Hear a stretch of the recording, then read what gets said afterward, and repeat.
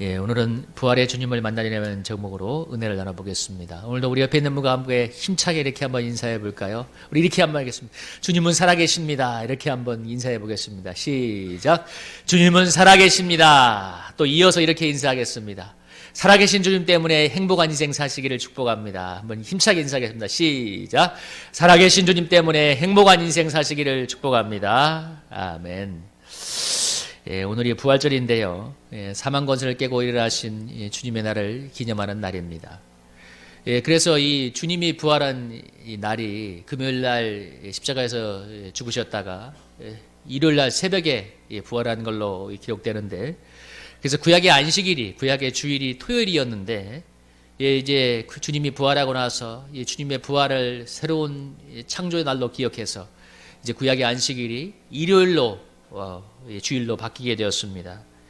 주님의 부활은 아담의 타락으로 인해서 죄와 사망 권세에 있던 인생에게 가장 놀라운 해방의 소식이자 구원의 소식입니다. 바울이 말하기를 이렇게 얘기했어요. 바울이 고린도 전서 15장에서 이렇게 얘기했습니다. 32절에 뭐라고 합니까? 죽은 자가 다시 일어나지 못할 것이면 내일 죽을 터이니 먹고 마시자이다. 29절에도 얘기하죠. 어찌하여 내가 위험을 무릅쓰겠느냐, 부활이 없다 하면. 바울이 이렇게 얘기했는데 정말 맞는 말을 했습니다. 우리에게 부활이 없다 하면, 우리 그리스도에게 영원한 부활의 영생의 소망이 없다면, 여러분 왜 내일 죽을 터이니 먹고 마시자, 세상 사람들처럼 누리고 즐기는 인생을 살아가지 뭐 이렇게 힘들게 신앙생활 하겠습니까? 제가 오늘 새벽에 나오는데, 오늘 아침에 나오는데 여기 보니까 이제 벚꽃이 피기 시작했어요. 이쪽에 뭐 볕이 잘 들은 곳은 조금만 일주일만 지나면 벚꽃이 만개하기 시작하는데, 벚꽃이 확 피어오르기 시작하는데, 여러분 이 좋은 주일날 뭐 벚꽃 구경하러 가지. 벚꽃 구경하면 얼마나 좋아요. 뭐 저기 하동인가에 가면 10리 동안 4km가 벚꽃이 길가에 늘어나 있는데 그렇게 아름다울 수가 없습니다. 그런데 여러분 그렇게 벚꽃 구경을 가고 왜 이렇게 힘들게, 뭐 예배가 힘들다라고 할 수는 없겠지만 굳이 이렇게 예배를 드리면서 이렇게 신앙생활에 열심을 내야 되는가? 부활이 없다 하면 사실 그런 필요가 없죠. 내일 죽을 터이니 먹고 마시자 하는 그런 삶을 살면 되는데, 부활이 없는 기독교 신앙은 정말 출구 없는 미래, 손톱만큼의 소망도 찾을 수 없는 암흑이라고 말할 수 있습니다. 여러분 나의 죄를 위해서 죽으셨던 그 주님이 지금 살아계시지 않는다면, 여러분 주님이 죽으신 분이라면 지금 나에게 어떤 역사를 이룰 수가 있겠습니까? 나에게 구원을 줄 수 있겠습니까? 나의 삶에 도움을 줄 수 있겠습니까? 그냥 죽은 분이지, 죽은 망자가 아무것도 할 수 없잖아요. 그러나 주님이 부활하셔서 살아계시기 때문에 우리에게 지금 살아계셔서 놀라운 구원과 생명의 역사, 우리를 실제적인 삶에서 도와주시는 살아계신 주님으로 역사하신 줄로 믿습니다. 주님이 살아나신 것이 그렇게 중요한 의미가 있는데요. 그리고 궁극적으로 우리에게 영원한 부활의 생명을 부어주시는데, 그 부활의 주님을 만날 때 우리가 어려운 절망적인 상황에서도 다 이기고 정말 창공을 나르는 독수리 같은 인생을 살아가는 변화된 인생을 살아갈 수가 있습니다. 오늘은 어떻게 이 주님을 만날 것인가에 대해서, 이 부활의 주님을 만날 것인가에 대해서 오늘 본문을 보면서 한번 생각해 보겠습니다. 우리 첫째 한번 힘차게 한번 읽어볼까요? 첫째 한번 읽어보겠습니다. 시작. 부활의 주님이 지금 나와 함께 하심을 믿어야 합니다. 뭐라고요? 부활의 주님이 지금 나와 함께 하신다는 사실을 믿어야 되는데, 오늘 본문을 보면 요한복음 11장의 본문이 좀 길지만 오늘 요한복음 11장 1절에서 16절, 그러니까 오늘 본문의 전의 내용을 가만히 살펴보면 어떤 일이 있었냐면, 마르다와 마리아의 오라버니 나사로가 병이 들어서 거의 죽게 되었을 때 예수님을 청해서 오라고 했어요. 근데 6절에 보면 예수님이 뭐라고 했습니까? 나사로가 병들었다함을 보시고 그 계시던 곳에 이틀을 더 유하셨다고 얘기하고 있습니다. 그러니까 예수님이 사랑하는 당신의 그 정말 마르다와 마리아, 그 나사로 그 형제가, 나사로가 병들었다는 얘기를 들으니까 거의 병들어서 죽어가니까 얼른 와서 고쳐주세요 했는데, 주님이 그 소문을 듣고 뭐라고 얘기했냐면, 주님이 계시던 곳에서 이틀을 더 일부러 유하셨어요. 그러니까 가지 않으신 거예요. 그리고 사실 결론적으로 말하면 그 사이에 나사로가 죽고 말았습니다. 죽고 말았고, 그래서 큰 슬픔이 벌어지게 되었는데, 물론 주님은 이 모든 것을 아시는 부활의 주님이기 때문에 하나님의 영광을 드러낼 찬스가 돼요. 병을 낫게 하는 것이 아니라 죽은 자를 살리는 역사를 드러낼 거라고 믿고 계셨지만, 당하는 사람 편에서는 얼마나 애가 타겠습니까? 여러분, 그죠? 그래서 예수님이 이렇게 갔을 때, 실제 갔을 때는 어떻게 됐나요? 자, 우리 예수님이 실제 갔을 때 보면은 이렇게 얘기했죠. 예수께서 와서 보시니 나사로가 무덤에 있은지 이미 나으리라. 그러니까 예수님이 이틀 동안 더 지체하는 바람에 나사로가 죽어버렸고, 예수님이 실제로 그곳에 갔을 때는, 시간이 며칠 걸려서 갔을 때는 나사로가 죽은 지 사흘이 되어서 이제 시체 썩는 냄새가 나기 시작하는 그런 시점이 되었습니다.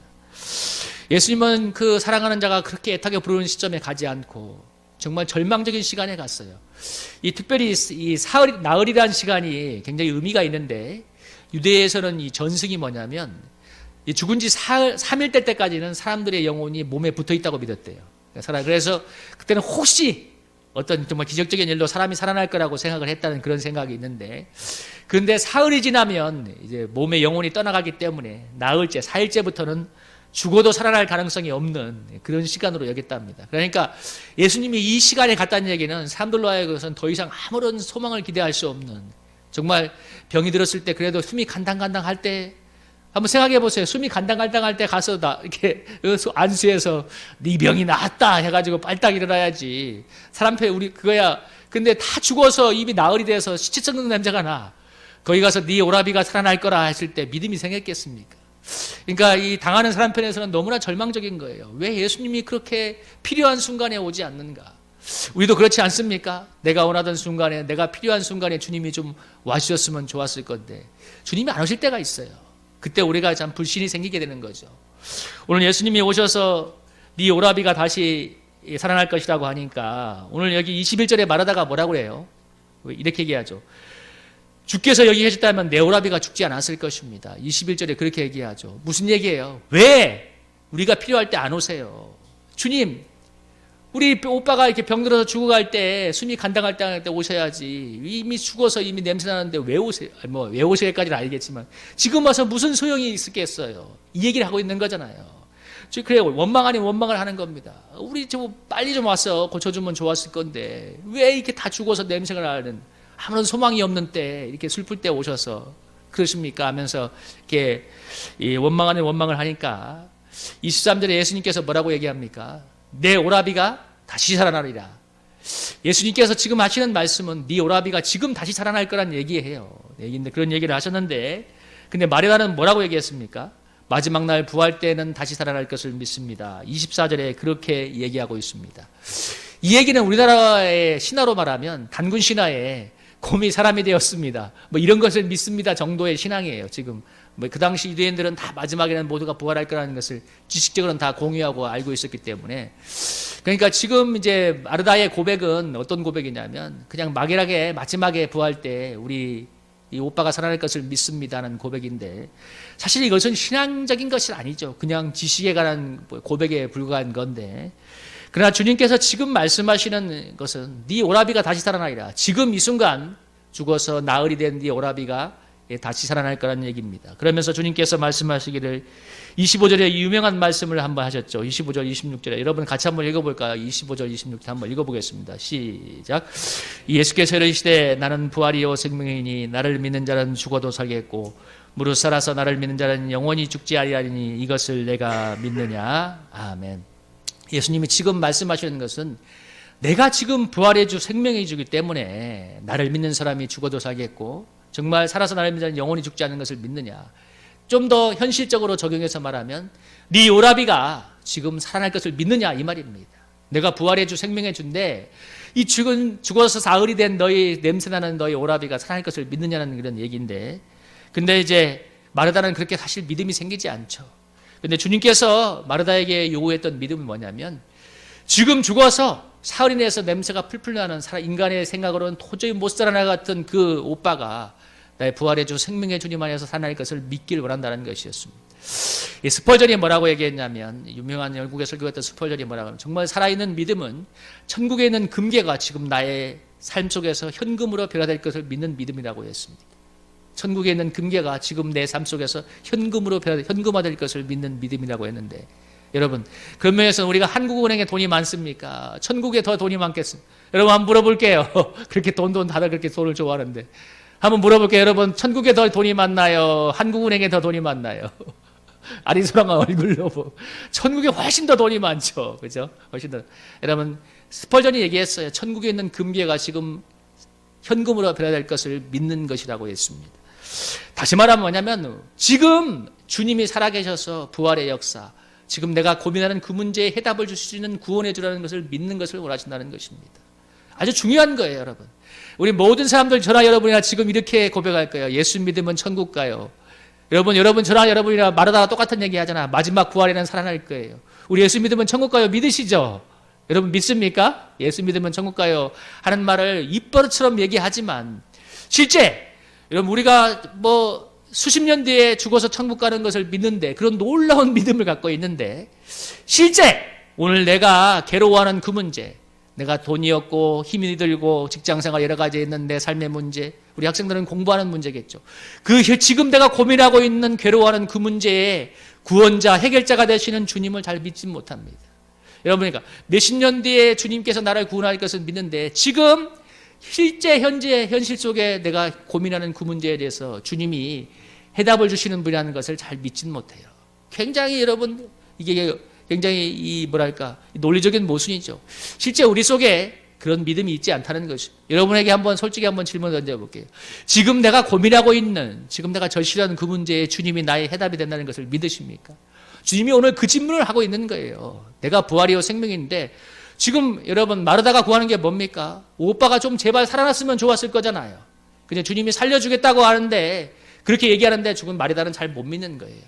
여러분, 주님께서 지금 내가 고민하는 그 문제에 있어서 여러분 분명한 해답과 여러분 구원자가 되는 것을 믿으시길 축복합니다. 주님이 우리에게 원하는 믿음이 그겁니다. 저는 이 본문을 묵상하다가 저에게 한번 적용해 봤어요. 우리 교회를 보면서 제가 선일교회 와서 이제 교회가 다시 한번 이렇게 보기를 간절히 애쓰면서 저나 여러분이나 많이 애를 써왔는데, 그러니까 어느 순간부터 그러니까 나도 모르게 자꾸 없는 것만 보게 됐어요. 뭐 성도가 없고 재정도 없고 뭐 이래서 안 되고 저래서 안 되고 이런 생각을 하게 되니까, 그래서 나도 모르게 마음속에 안 된다는 생각이 그냥 저절로 깔린 것을 보았습니다. 나도 모르게 어느 순간에. 그러니까 여러분, 나도 자꾸 눈앞에 있는 것만 보게 되니까 그렇게 되는 거죠. 그러다가 어느 순간 주님께서 어느 순간 주님께서 저에게 질문하시는 거더라고요. 네 안 될 거라고 생각하느냐. 근데 주님께서 오늘도 본문에게 주님께서 이렇게 질문하시는 거예요. 너는 선일교회가 다시 살아날 것을 믿고 있느냐. 여러분, 저나 여러분이나 한번 질문을 던져보세요. 여러분 반신반의하고 있습니까?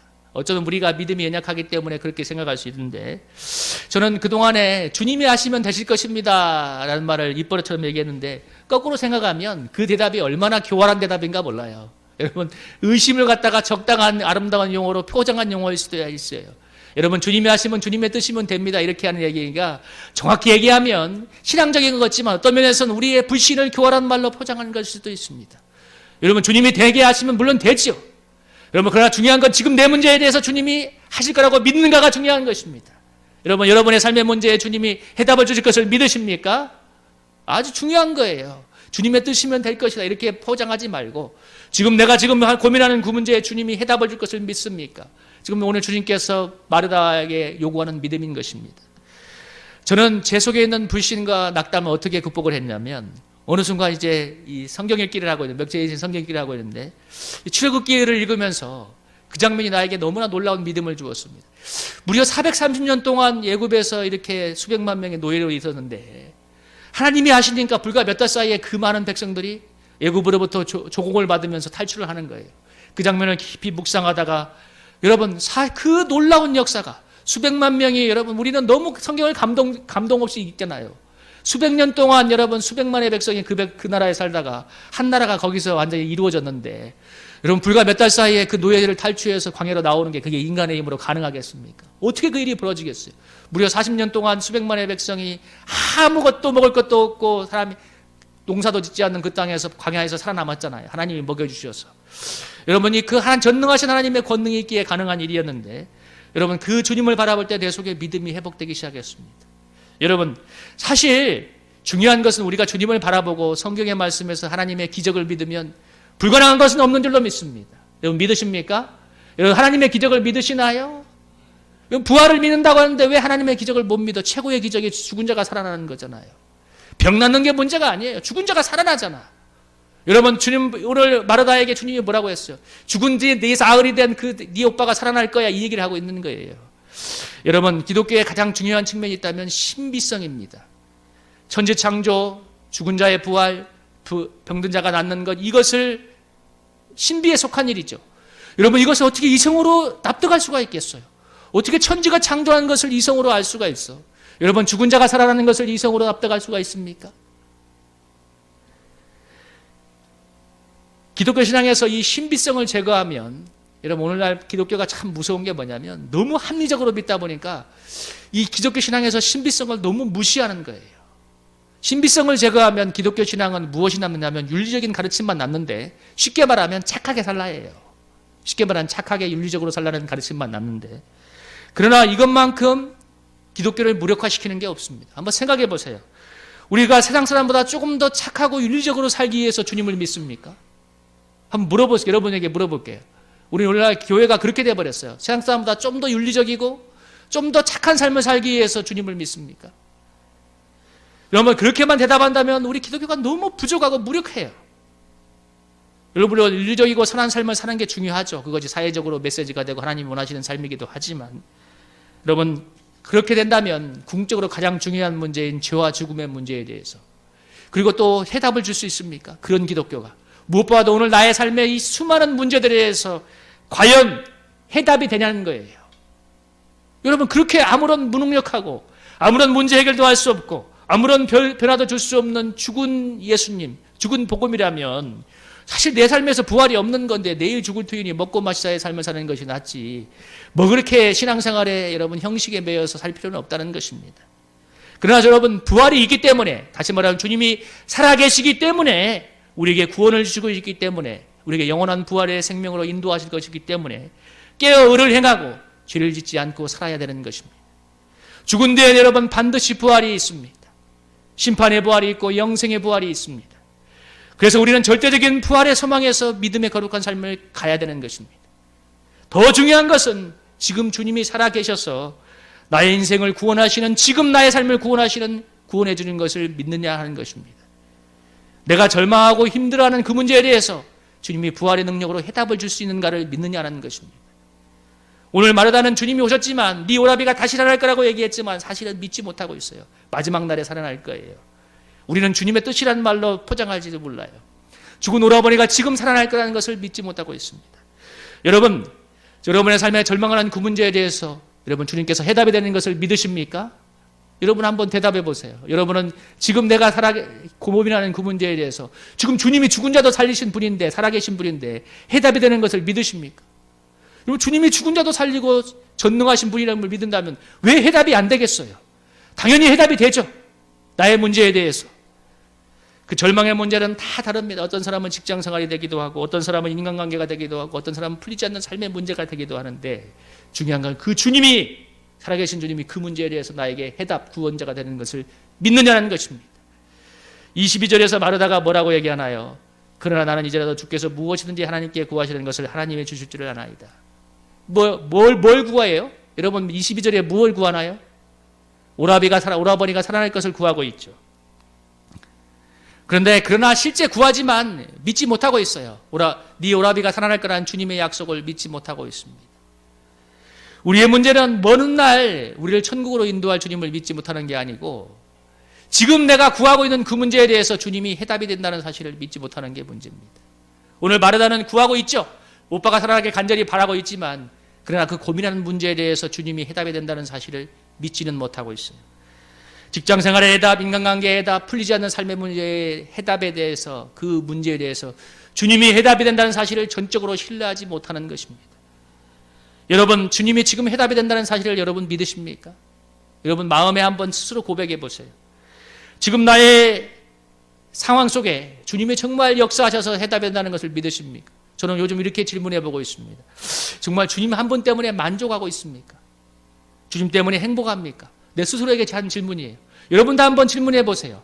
주님이 모든 것에 대한 해답이 된다면 주님 한 분 때문에 행복합니까?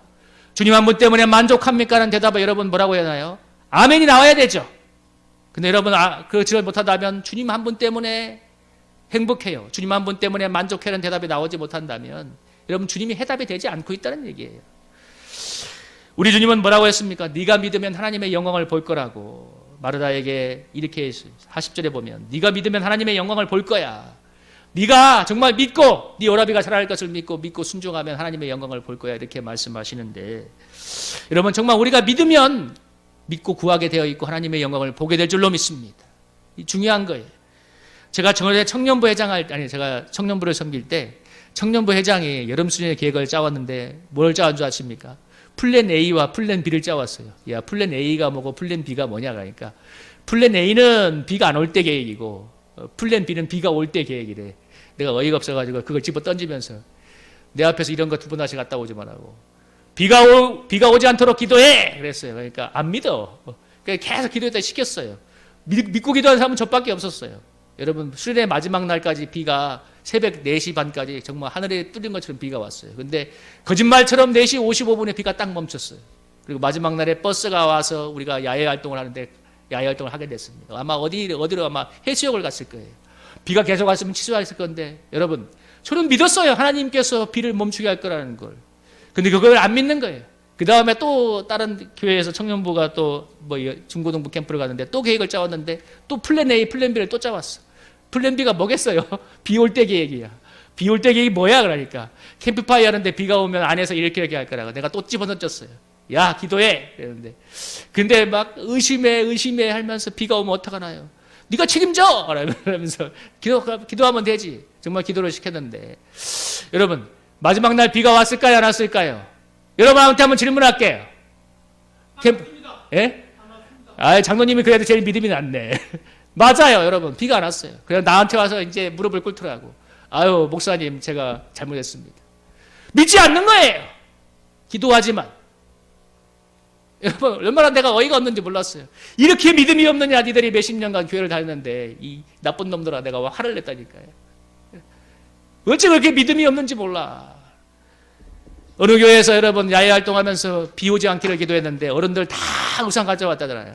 애 한 명이 우산 안 가져왔다면서 뭐라고 대답했는가 이거 유명한 일화 있죠. 어른들은 다 비가 올 거지 모르니까 혹 플랜 B를 갖고 있잖아. 그 우산 갖고 오는 게 플랜 B지 뭐야. 다 플랜 B를 생각해.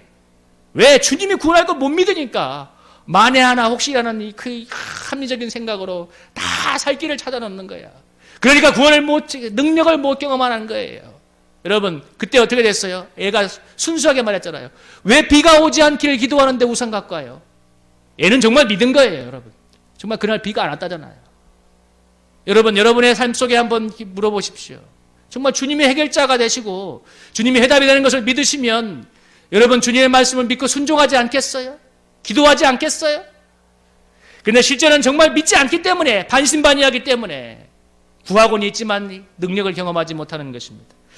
여러분 정말 주님이 주실 것을 믿으면 주님이 하실 것을 믿으면 왜 기도하지 않겠어요? 왜 구하지 않겠어요? 그 문제에 대해서 분명히 주님이 해답을 주실 건데 여러분 구하다가 지쳤습니까? 해도 안 됩니까? 여러분 오늘 분명히 말씀하십니다. 주님이 내가 믿으면 하나님의 영광을 볼 것이라. 오늘 죽어서 냄새가 풀풀 나는 나사로의 무덤가에 서서 주님께서 말하고 있습니다. 네가 믿으면 하나님의 영광을 볼 거야. 무덤에 돌을 옮겨라. 여러분 내가 믿으면 하나님의 영광을 볼 거라고 했습니다. 여러분 주님의 이 말씀을 마음에 가슴 깊이 새기시길 축복합니다. 하나님의 영광을 볼 것입니다. 부활의 주님을 믿으면 하나님의 영광을 보게 되어 있습니다. 실제 주님이 살아계시잖아요. 낭만과 절망의 마음에 부활의 주님을 여러분 초청하시기 바랍니다. 현실만 바라보지 말고 여러분 주님의 말씀을 붙잡고 기도하세요. 그러면 신비한 믿음이 여러분의 마음에 생길 것입니다. 믿음이 안 생길 같은 상황이라도 믿음이 생겨나요. 여러분 부활 주님의 말씀을 붙잡고 기도하면 신비한 믿음이 내 속에서 부활하기 시작합니다. 그래야 그런 기도를 해야 능력이 역사하는 거죠. 그래서 제가 늘 우리 새벽기도 오는 성도들한테 뭐라고 얘기하냐면 제발 그 기도 제목만 맨날 묵상하고 기도하지 말고 주님의 약속의 말씀을 붙잡고 그 말씀이 내게 믿음을 달라고 기도하라고. 그래야 여러분 믿음이 생겨서 기도가 역사하는 거예요. 그래서 제가 늘 그래요. 약속의 말씀을 붙들고 그 말씀이 내 속에 믿어지게 해달라고 기도하고 그 약속의 말씀을 붙잡고 기도하라고. 여러분 믿음이 생기고 확신이 생길 것입니다. 하나님의 살아계신 약속의 말씀을 붙잡고 기도할 때 신비한 믿음이 내 속에 부활하게 될 것이고 그런 믿음으로 부활할 때 살아계신 주님을 체험하게 될 줄로 믿습니다. 오늘 여러분 그래서 여러분의 시선을 절망의 현실에서 거두어서 제가 얘기했잖아요. 교회 현실만 바라보던 것을 거두어서 주님의 말씀을 묵상하며 전능하신 주님을 바라봤던 것처럼 여러분도 여러분의 그 현실에 매인 시선을 거두어서 주님께로 시선을 옮기시길 바랍니다. 주님은 살아계십니다. 그 주님을 바라보고 기도할 때, 주님을 믿고 따라갈 때 놀라운 부활의 능력을 체험하는 저와 여러분이 될 줄로 믿습니다. 우리 두 번째로 한번 보겠습니다. 우리 한번 두 번째 한번 읽어볼까요? 부활의 주님을 말하면 둘째입니다. 둘째 한번 힘차게 읽어보겠습니다. 시작. 불신의 돌을 옮겨야 한다. 불신의 돌을 옮겨야 한다. 여러분, 오늘 주님은 마르다에게 죽은 나사로의 냄새가 시신이 풀풀 나는 그 무덤가에서 오늘 얘기하잖아요. 40절에 보면 죽은 자의 너희 마르다가 이르되 주여 죽은 자가 나으리 되어서 벌써 냄새가 납니다. 39절에 그러잖아요. 네가 주님이 살려줄 거라고 마르다를 데리고 무덤가로 가고 있는데도 믿음이 안 생기죠. 당연히. 왜? 이미 죽어서 냄새가 나으리다니까. 어떻게 믿음이 생기겠어요? 근데 여러분, 냄새가, 사람 죽은 냄새가 얼마나 고약하냐면 이 냄새 중에 가장 고약한 게 시체 썩는 냄새 중에 하나잖아요. 왜냐하면 사람이 죽으면 몸에 있는 나쁜 게 다 나온답니다. 그냥 심지어 여러분 이도 다 도망간대. 이도 몸에 옛날에, 요즘은 이가 없지만 옛날에 이가 있으면 심지어 몸에 붙어 살던 이도 사람이 죽으면 다 도망을 가버린대요. 그러니까 몸에 나쁜 것은 다 나오니까 그야말로 가장 고약한 게 시체 썩는 냄새인데, 여러분 중동의 그 뜨거운 더위에서 나흘이 되었으니까 얼마나 고약한 냄새가 진동하기 시작했겠어요. 그러니까 여러분, 마르다가 믿음이 생기겠습니까? 이 냄새가 풀풀 나는, 정말 살아날 것이라는 소망은 단 1%도 보이지 않는 그런 상황인데, 주님은 내가 믿으면 하나님의 영광을 볼 거라고 하면서 네 돌을 옮겨 놓으라고 하고 있습니다. 돌을 옮겨놔라. 그러자 마르다가 돌을 옮겨놓자 무덤가에 서서 주님께서 말씀하시죠. 나사로야 나오라. 43절에 얘기하니까 여러분, 죽은 나사로가 배를 통통 동인 채로 통통 춤을 추면서 살아나왔습니다. 여러분, 이 성경에는 단순하게 이 사실만 기록되어 있지만 그 장면을 보았던 사람들에게는 얼마나 놀라운 기적의 현장입니까? 우리 주님이 마르다가 돌을 옮겨놔도 얼마든지 나사로를 살릴 수 있지만, 그러나 마르다의 불신을 믿음으로 바꾸기 위해서 마르다에게 믿음과 순종, 돌을 옮기는 순종을 요구했습니다. 그래서 도저히 안 될 것 같은 그 불신의 돌을 옮기고 그 순종의 차원으로 돌을 옮기라고 했습니다. 우리 주님은 죽은 자도 살리는 전능한 분이지만, 근데 이 주님을 방해하는 가장 실제적인 것은 뭐냐면, 내가 안 된다고 여기는 그 상황이나 문제가 아니라 내 속에 있는 불신적인 생각, 인간적인 생각들이 돌처럼 맞고 이기는 게 문제예요. 그러니까 그 문제가 실제 문제가 아니라 그 주님이 역사하지 못하도록 막는 내 속에 불신적인 생각, 인간적인 생각이 문제인 것입니다. 그래서 우리가 정말 부활의 주님을 만나고 싶으면 내 생각의 초점을 바꿔야 돼요. 인간적인 생각, 불신적인 생각의 돌을 옮겨놔야 된단 말입니다. 우리 주님께 초점을 맞추어야 되고 그 부활의 주님께로 초점을 바꿔야 되는 것입니다. 끊임없이 사람들이 상황만 바라보고 안 된다는 생각, 불신적인 생각, 인간적인 생각의 돌을 치우지 않으니까 이 주님의 역사를 방해하는 것입니다. 여러분, 이 한 시간도 만약에 여러분 이 주일 예배 시간에 한 시간도 여러분 주님께 초점을 맞지 않고 딴 생각을 하고 있다면, 다시 말하면 무슨 얘기겠어요? 주님께 별 기대를 하지 않는 거야. 한번 생각해보세요. 정말 주님께 대한 기대가 있다면 이 예배 시간 한 시간이 여러분 나의 마음과 생각이 정말 주님께로 가지 않겠어요? 그래서 주님께 대한 기대가 없다면 그 시간에도 내 마음과 생각은 딴 데가 있는 것입니다. 다시 말하면 여러분, 그러면 주님이 나에게 어떠한 역사를 할 것을 기대하지도 않는다는 얘기입니다. 여러분, 정말 기대하지 않고 믿지 않는 사람에게 주님께서 왜 역사하시겠습니까? 그래서 여러분, 내가 정말 주님의 역사를 가로막는 것은, 주님의 부활의 능력을 가로막는 것은 내가 힘들다고 하는 그 문제가 아니라 내 속에 있는 주님을 기대하지 않는 마음, 아니면 불신적인 생각, 인간적인 경험이나 이 하나님의 말씀보다 자기 이성을 믿는 그런 생각들을 버려버려야 됩니다. 여러분, 태국에 가면 코끼리 훈련하는 방법이 이거라잖아요. 토끼가 크면은 몇 톤이나 나가기 때문에 3살 정도는 금장 끌어버리는데, 코끼리를 잡는 아주 쉬운 방법이 뭐냐면, 코끼리가 약할 때 쇠사슬에 묶어놓는데요. 그러면 힘이 없기 때문에 아무리 이게 쇠사슬을 해도 안 되니까. 근데 실제 코끼리가 크고 나면 얼마든지 쇠사슬을 끊고 나갈 수 있는데도 안 간대요. 왜? 많이 해보다가 경험의 프로가 되는 거거든. 여러분, 어쩌면 우리는 우리의 신앙이 그렇게 됐을지도 모릅니다. 너무 우리의 경험의 프로가 되어 있고, 어쩌면 우리가 수없이 우리 불신적인 세상에 살다 보니까 불신적인 생각의 포로, 정말 세상적이고 인간적인 생각의 포로가 되어 있는지도 모릅니다. 여러분, 그것을 다 끊어버리고 그 돌을 다 치워버리고 부활의 주님을 내 마음에 모셔드릴 때 주님께서 부활의 능력으로 역사할 줄로 믿습니다. 여러분, 코끼리가 끌을 힘이 없는 게 아니라 뭐예요? 포로가 된 거예요. 생각의 포로가 된 거.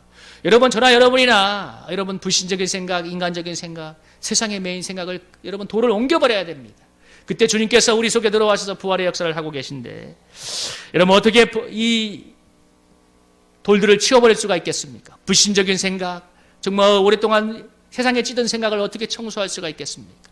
여러분, 하나님의 말씀을 붙잡고 기도할 때 우리 속에 신비한 믿음이 생겨나며 이 세상에 속한 모든 것들을 날려버리고 여러분, 불신의 돌을 날마다 치워버릴 때 우리 마음속에 하나님이 주시는 은혜의 역사가 임하여서 부활의 역사를 일으키게 될 줄로 믿습니다. 오늘 말씀을 적용하면서 마지막에 마칠 때 주님, 내 속에 불신의 돌, 정말 하나님이 아니라 세상에 박힌 마음들과 이 무거운 모든 불신적이고 인간적인 세상에 박힌 돌들 주님 치워버리게 하여 주시옵소서. 여러분, 날마다 기도하고 하나님의 말씀, 약속의 말씀을 붙잡고 기도하면 여러분 그 마음의 것들이 다 치워집니다. 그때 주님, 부활의 주님이 저와 여러분의 삶에 들어오셔서 놀라운 부활의 역사로 나타내 줄 줄로 믿습니다. 그 주님을 만나는 저와 여러분이 되기를 소망하고요. 여러분, 한번 우리 주여 청하고 한번 간절하게 기도하기 원합니다. 나의 신앙생활을 돌아보면서 주님, 내가 너무 주님께 대한, 살아계신 주님께 대한 기대감 없이 구하지 않고 너무 습관적인 신앙생활을 해오지 않았습니까? 어쩌면 너무나 습관적인 생각과 인간적인 생각과 이성적인 생각에 포로가 되어 있지는 않습니까? 불신적인 경험에 포로가 되어 있지는 않습니까? 주님, 이 돌을 옮겨놓고 약속의 말씀을 믿고 부활의 주님을 만나게 해달라고 여러분, 여러분의 영혼을 위해서 한번 주여 청하고 기도하도록 하겠습니다. 주여.